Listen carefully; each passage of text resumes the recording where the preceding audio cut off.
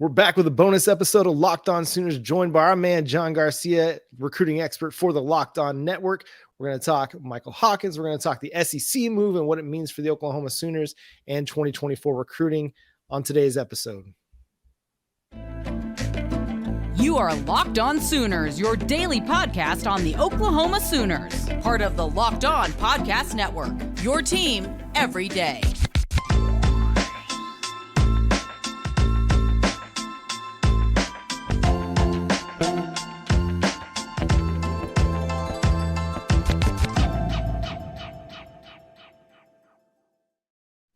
What's up, Sooner Nation? Welcome to Locked On Sooners. Today's episode is brought to you by FanDuel. FanDuel is the official sportsbook partner of the Locked On Podcast Network. Go to FanDuel.com/LockedOn to get in the game. Make every moment more with FanDuel. Again, my name is John Williams. You can follow me on Twitter at John9Williams. My buddy here is Josh Helmer. You can follow him on Twitter at JoshOnRef. And joining us for the third, fourth consecutive week, we got John Garcia, recruiting expert for the Locked On Network. John, how you doing, my friend? I'm doing well. It's a fun time of year to start turning that page to 24 as that 23 dust is finally settled. So excited to get into it. Yeah, so the first thing we got to touch on is the biggest story of the last 24 hours, and that's the Oklahoma, Texas, the Big 12, the networks, all have come to an agreement that Oklahoma and Texas will be going to the SEC for the 2024 season. So just starting off there, were you surprised that this kind of came down after last Friday? It seemed like all the talks had stalled. That was the report, that it didn't seem like a move was going to happen. 2025 was going to be the actual timeline. But here we are, less than a week later, and we've got a move. We got an official thing happening. It's exciting. Yeah, I was a bit surprised because, like you said, there's been plenty of back and forth, right? Even from before the initial move was official in principle, we've seen so many different timelines and so much speculation that it's just good to get something concrete. So I think that's exciting. Obviously, there's advantages for both conferences with this move and accelerating the timeline. Look, if you're the Big 12, you're kind of trying to move on. It's hard because these are the two flagship schools within your conference, especially from a football perspective, but you really want to try to imagine, the new Big 12. And obviously, football-wise, a lot of that is happening even before the SEC move. And obviously, from the SEC perspective, this is the moment, right? This is the moment to say, hey, we've all known that football starts here. The conversation starts here. Now it's like for sure, it's tangible. There's no other counter to that conversation. Although the Big Ten with USC and UCLA will be fun, and that will be the comparison to make going forward. This happening sooner with the SEC, though, I think is something that they're obviously really excited about. And, the casual fan or wherever I sit in me was always like, money can't be the issue here. Everybody can figure that part out. So the sooner the better. So in that light, I'm very excited. Although, again, I was surprised because there's been so much back and forth. So Oklahoma, John, obviously just reeled in a terrific 2023 signing class, and they did it as a member of the Big 12 Conference, though it's a pretty easy caveat or counter argument to make that, yeah, they did it as a member of the Big 12 Conference with the appeal out there, the selling point that, hey, we're about to be in the SEC. So with all of that in mind here, the signing class that Oklahoma just brought in, and yeah, it was as a member of the Big 12. How much does this help Oklahoma? What does this move mean? Do you put stock into that? What does just the jump to the SEC in general mean for Oklahoma recruiting? Yeah, I think we've obviously talked conference realignment so much over the last decade or so, but the teams that have moved into the SEC and can now pull from that caveat, look, it's the only conference where people root for the conference, right? So I think that cachet, that perception of it meaning more, right, along with the slogan, does carry weight. Again, normally when we talk X's and O's and we talk matchups, perception isn't important when we talk football, right? It's a game that has to be played, blah, blah, blah. But when we talk recruiting, perception is like everything. I mean, it really carries its own weight. So making what everybody will agree with as a step up into the SEC, actually making it, having that timeline locked in, it does change things because it changes your sell and it changes your ceiling. So now the road that you theoretically have to take to any type of promised land is that much harder and that much more unquestionable. So that carries its own way. And then obviously the tangible, the winning, the NFL, everything that matters for Saturdays and beyond is just stronger there. So your ceiling for everything is higher, whether it's dollars that the administration cares about or certainly talent, which is obviously what the coaches care about most. And we saw so many examples of this when A&M and Mizzou made that move to the SEC. Missouri hit the ground running and made it to the title game those first couple years. And really there was a thought that, hey, this is going to be a pretty big deal. Unfortunately for them, Georgia was waking up right around that same time, and it's been tough on the field. And A&M, I mean, you can't deny the SEC ceiling and how much that has helped A&M from a talent acquisition and recruiting perspective. They're the better example, of course, regionally, when we look at OU in Texas as well. And they just wrapped up the number one class a year prior and had a shot to have another great class this year, although on the field, obviously they were held back. So I think that ceiling enables you to be more ambitious, to be more national, though we've already seen OU turn that page. And I think the timing of bringing in this 23 class that already had as much Florida representation as Texan representation, which is a very big deal, we're already seeing the fruits of that labor paying off, and bringing in Brent Venables and some of these other coaches on top of that already creates more credence in that traditional SEC footprint, which Clemson always recruited so well. So it's a great time for all of this to sort of apex together. And yeah, I think OU just has a higher ceiling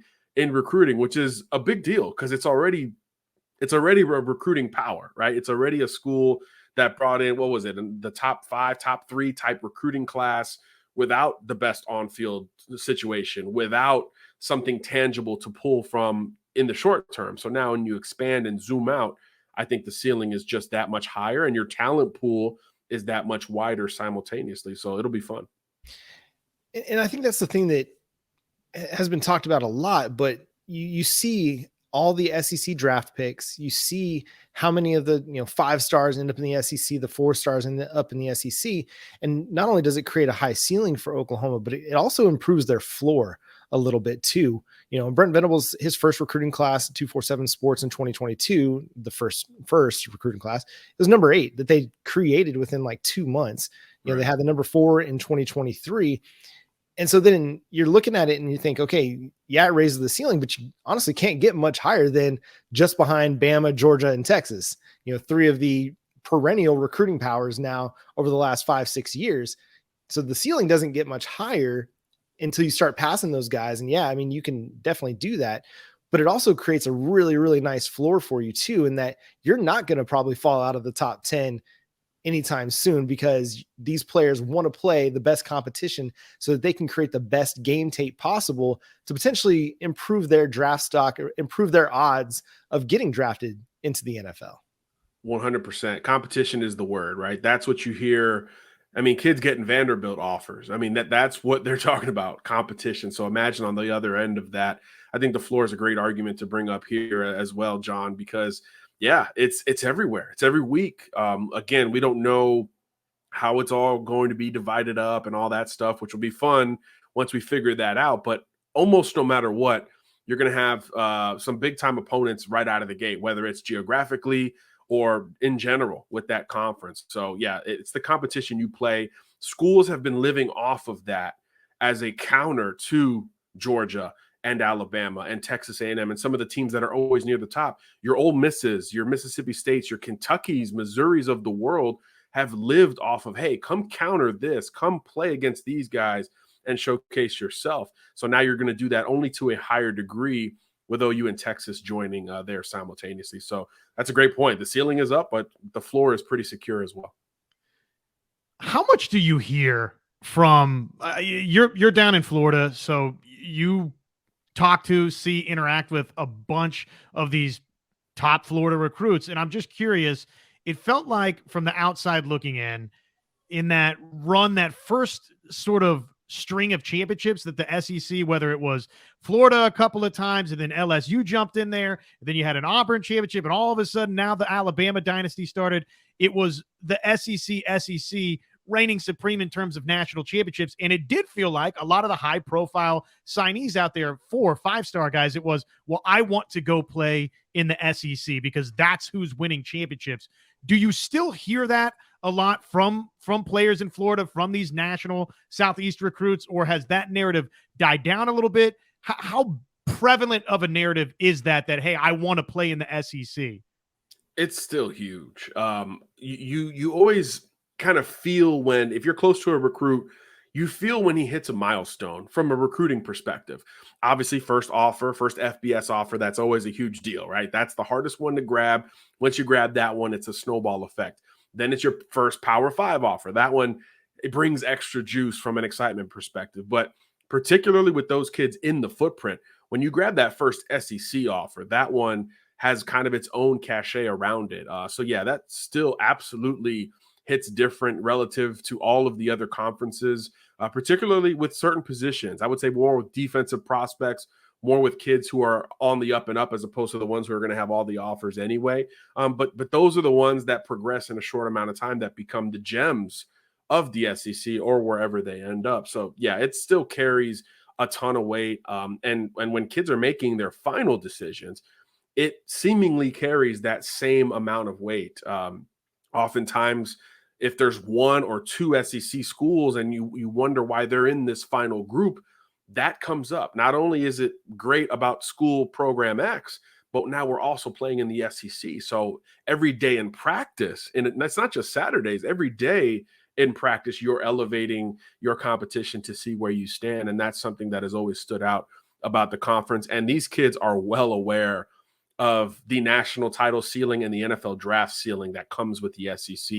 That's where the numbers have backed up so much of that perception that it is the best football conference. So that's what they're most aware of. And you got to think about it in their lifetime, especially when you talk about 23, 2024, the only schools outside of the conference they've seen win anything tangible at the top is a couple of Clemson titles and Ohio State, and that's it. So when you bring it back to OU, now you've got a connection to both ends of that spectrum with Venables and Bates and some of those other coaches. So it really does matter, as the slogan suggests, and I think that's not going away anytime soon. That's still very important in the recruiting process. So with the Oklahoma Sooners and the Texas Longhorns moving to the SEC in the 2024, we're in the 2024 recruiting cycle now. We'll start talking about a few specific prospects that this might make a big difference with coming up after I talk to y'all about FanDuel. Hey, Super Bowl Sunday is just a few days away now, and you can get locked in with the best sportsbook partner. That's FanDuel. There's only one app you need at your Super Bowl party, and it's the FanDuel app, America's #1 sports book. Really excited about our new sports betting partner for Locked On because they're the #1 sports book in America. And if you're new to FanDuel, it's even better. They have so many great features that make betting on sports fun and easy. Download FanDuel now so you can bet Super Bowl 57 with a no-sweat first bet. You'll get up to $3,000 back in bonus bets if your first bet doesn't win. FanDuel lets you bet on everything from the money line to point spreads to who will score a touchdown. And hey, there's pretty decent odds over there on FanDuel for Jalen Hurts anytime touchdowns. And Jalen Hurts can score in a multitude of ways. So go hit up FanDuel. Again, FanDuel, the #1 sportsbook, the official sportsbook partner of the NFL and Locked On. Go to FanDuel.com/Locked On to get started today. Make every moment more with FanDuel. So John, the 2024 recruiting cycle, Oklahoma is in the mix for several high-value, high-priority targets. In particular, let's start with Williams Nwaneri. He has set a recruiting date or a visit date for March 4th in Norman. Also going to be visiting Colorado. He's going to be a dude that's really on everybody's radar. Everybody that's at the top of the recruiting rankings is going to be pursuing this guy. So tell us what you think about Williams Nwaneri and kind of how he stacks up in the 2024 cycle. Yeah, he's probably, I would say, in the last 6 to 12 months, he's probably the biggest riser in how we view the class of 2024 individually. This was a kid who was kind of just figuring things out a year or two ago, but everything has clicked. And his tape from 2022 got out, and everybody's jumped in. People are still jumping in, like in the last week or so, with new scholarship offers. I think Texas and Colorado are the last two. You mentioned Colorado's already going to set up a trip for him to go see Dion out in Boulder. So yeah, he's kind of the trending up recruit compared to a David Stone, who has been that guy for 2-3 years now, right? So you're going to get a lot of love either way, but it's just different when you're on that rise, and everybody recognizes it kind of simultaneously. So Nwaneri, he just brings that modern presence as an inside-out pass rusher, a guy with a great athletic foundation, but one of those frames where you're also like, man, I could push this in different directions and feel good about my prospects as a coach. So naturally, his offer list has gone crazy, and he's been reciprocating that with a lot of visits.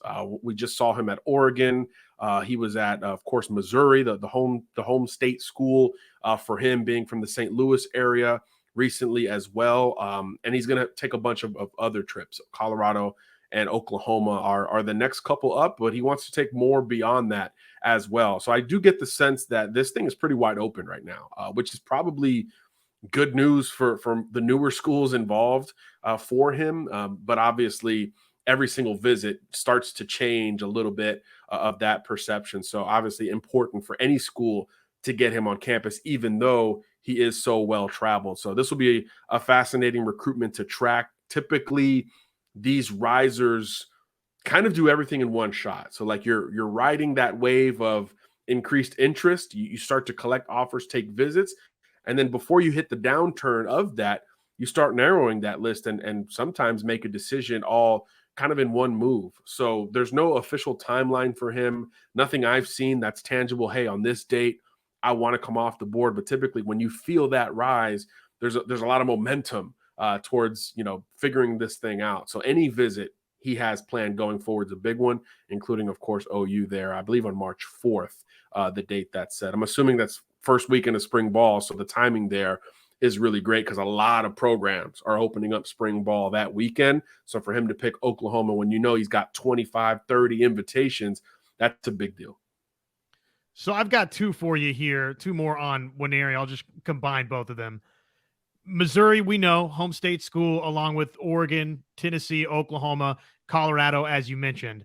How serious of a player really is Missouri with those other schools? Is there a little bit of a home state courtesy being applied there? Or do you see that as a legitimate factor with the others? And then Nwaneri, as you discussed, the frame is interesting because it feels like the evaluators out there aren't totally sold that he's an inside guy or an outside guy. So is Missouri a serious player here? And do you see Nwaneri as more of an inside defensive tackle type or an outside type?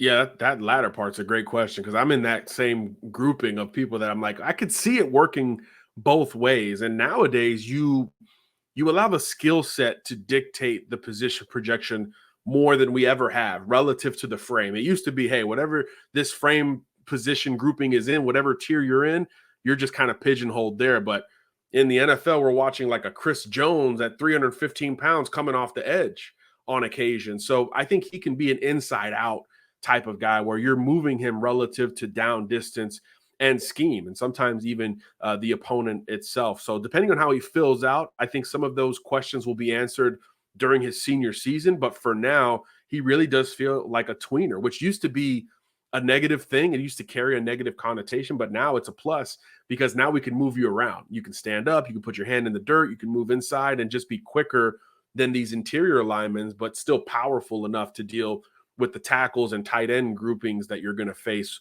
while working the edge. So that's a good thing. I think that's something that helps his recruiting ceiling and brings more schools involved with him, regardless of scheme, because he's got some versatility.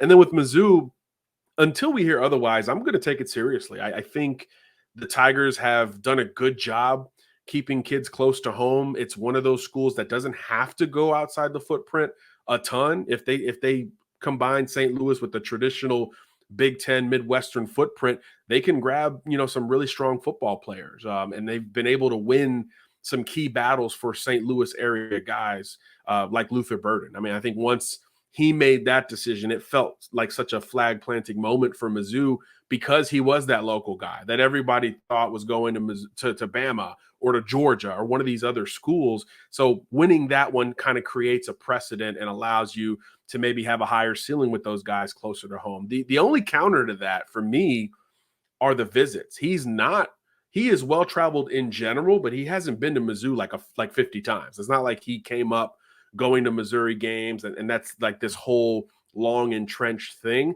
I do think if you look at the actual visits, you're a little bit surprised to see that, yeah, Missouri's among the most frequented, but it's not by a wide margin. So I think that probably keeps folks aggressive around him, and probably shrinks some of the perception of Missouri's chances. But until he starts to narrow this thing down, you're going to feel like Missouri's in good position. And look, from a D-line perspective, that's one of the spots that Missouri's had a long history of success. Really everywhere in the front seven, Mizzou has been able to develop and shine on Saturdays and push those guys into the pros. So if he was playing, quarterback or a different position, maybe I would put a little more courtesy feel into it. But in the front seven, Mizzou's track record is really strong relative to what its on-field status is. So for now, I'm going to give Mizzou the benefit of the doubt until we hear otherwise. Speaking of the defensive line, I want to throw a bit of a kind of curveball at you. I know we're going to talk about one other guy, but being from Florida, being from the Tampa area, I want to ask you about Xavier Porter, a teammate of Lewis Carter at Tampa Catholic, a guy that the Oklahoma Sooners have offered. Tell us about him a little bit. What's his game like, and what could he bring to the next level? He's another fast riser. He's not one of these guys that 2 years ago, like a Lewis Carter as a freshman, was pulling in scholarship offers. Not quite the same here. This is more of a recency deal, and kind of he had the breakout season. I think at Tampa Catholic, you're always moving guys around because it's, even though it's, you would think, oh, Tampa, huge area. This is a private school, a little bit smaller. You got more guys working both ways. So you're going to move players around relative to that, relative to your needs. So we did get to see him move around a little bit, but when you're talking downhill, the instincts are kind of off the charts here. He's got good length. Haven't seen him recently, so I want to get that updated look at the frame to see just how much he can potentially fill out. But right now, I think you treat him like a conventional, raw, athletic pass rusher whose ceiling is still TBD at this point. But obviously what he put on tape in 22 is enough for a lot of schools to start jumping in. And he's the type of kid that I think has a big spring when more schools come by to get that fresh, updated look. Because if we're talking about it, these schools have been talking about it for weeks and months on end. So he's one that we need to get eyeballs on again. But obviously there's a bit of a trust between Venables and Jarrett McIntyre, the head coach there at Tampa Catholic. He really pushed Carter early in his own recruitment. And some folks were in, some folks were out. So the schools that didn't mind his smaller, more sawed-off frame were ones that his coach was going to really kind of latch on to and give the benefit of the doubt to. So I think OU is going to have as good a shot as any school of pulling him out of the state of Florida, although McIntyre is, of course, an Auburn grad who very much still pulls for the Tigers there. So that'll be a conventional SEC battle when all is said and done, in my opinion. Two final names that Sooner fans definitely want an update on. The first being David Stone, the second being Mr. Hawkins. What is the update? Is there an update with those two's recruitments? Where does it stand for Oklahoma for both David Stone and Michael Hawkins? It's very similar, right? You've always felt good about both, and then other schools are pulling at that consistently. Obviously, Michigan State is that school for David Stone. He took another trip up to East Lansing, and when David gets on the microphone, he's going to make you feel pretty good. And there's certainly a lot of that going down in East Lansing right now. I think if he set an immediate timetable for a decision, you'd really start to feel good about Michigan State's chances to pull the upset. But again, there's really nothing tangible that says, yes, hey, March 1st, I'm coming off the board, anything like that. So that hometown vibe that Oklahoma has always given him tangibly and now, relationship-wise, as he continues to build with this new OU staff, I think time will be on the Sooners side there. Although, again, you're talking about maybe the number one true interior lineman in the country on the defensive side. So naturally that race is going to continue. And surprisingly, schools are still getting in on David Stone. He's picking up like new offers over the last couple of weeks. So you never know how that will start to factor in. He's a pretty well-traveled kid as well. So you expect him to continue to take visits, but almost no matter when it ends, OU is going to be at or near the top of his list. And I kind of get the sense that whenever he does commit, if it's not Oklahoma, this thing will be viewed as a pretty strong upset. So that will be fascinating to track going forward. But I'm never going to think OU is losing a ton of ground with David Stone until I hear otherwise. Again, other schools are trying. Michigan State, Miami, Ole Miss just offered. But until we hear otherwise, I think OU's in a good spot.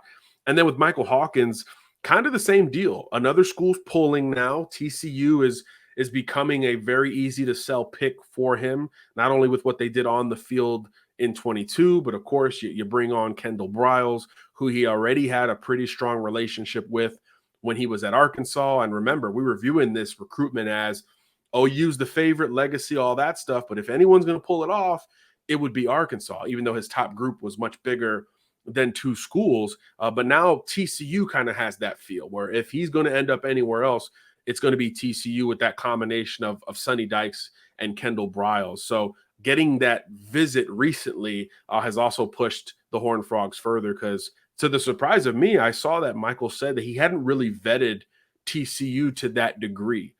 So he'd taken visits there, but it hadn't been like the full visit experience. Let me see everything, which really kind of shows you the interest. So clearly it's picking up from that TCU perspective. But again, it still feels like the ball is in Oklahoma's court. The only difference is we did have a tangible decision timeline for Hawkins. January 31st was supposed to be the day. He pushes back on that. And now we're kind of all like, is it going to happen just randomly, or is this something that's going to be set up? I do think, though, the difference between Hawkins and Stone is people feel like the door might be cracked open a little bit with Hawkins. So I'm wondering if other schools try to get in, especially when they see what TCU has done in a short amount of time to rise up his theoretical list. You wonder if other schools are trying to bring him in. And this is kind of the beginning of that visit season, right? Spring ball starting up. We just talked about it with Nwaneri visiting on March 4th. There's a lot of spring windows that are going to open up in the month of March. And Hawkins has said he's planning on taking some visits. So naturally, if that is the plan, at least in the short term, you expect him to get to a couple more campuses before that decision comes in. The question then becomes, who is he visiting, right? Who's trying to make a late push here? Because again, as we keep looking around, and we talked about this last time, these 2024 QB dominoes are flying. I mean, these kids are committing in relatively short order, right? Walker White off the board to Auburn, which was a big, strike against Arkansas, in-state quarterback, number one quarterback in that state. Rutgers got a quarterback commit the other day. I mean, this thing's starting to snowball in the 24 class to where these quarterbacks feel like they got to claim their spot sooner rather than later. So I do think Hawkins will come off the board this spring. It's just a matter of how deep into the spring it gets and who becomes that other school. Can Arkansas make up some of the ground that they clearly lost? Or is TCU going to be viewed as that primary contender until Hawkins picks up a hat and goes public with the decision? It's going to be a fascinating recruitment to watch, because there's some also extenuating factors going on with Michael Hawkins and his family that also could delay this recruitment and delay a commitment as well. And so we'll continue to track that. We'll track all these guys for you here on the Locked On Sooners podcast, and we'll have John back to give us more insight as the 24 cycle continues on. But that's going to do it for today's episode. John, thank you so much for being on with us again. We'll have you back soon to give us an update as spring visits and spring ball gets going. But thank you so much for subscribing to the show wherever you get your podcasts. Also go to YouTube, hit that subscribe button, hit that notification bell to let you know when new episodes drop. But until next time, we got John Garcia, Josh Helmer. I'm John Williams. We'll talk to you then. Boomer Sooner.